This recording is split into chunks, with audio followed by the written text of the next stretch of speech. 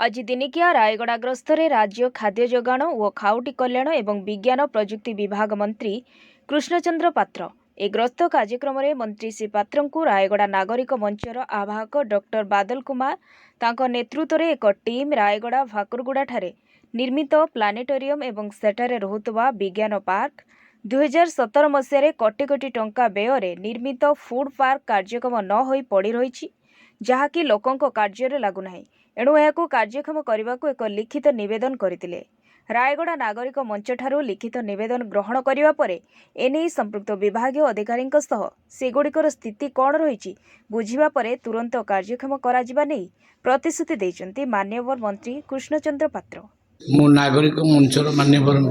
सदस्य मानकर ग्रीवेंस पाई देखी माने डिपार्टमेंट ऑफिसर मान सहित आलोचना करी केते बाट से काम आगे जब कंप्लीट हो ताला में निश्चय तुरंत ताकू लोक मान हैंड ओवर करदेबू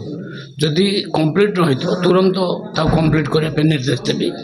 एवं शीघ्रातिशीघ्र लोक मान सेवारे से गुड़ा सब समर्पण करें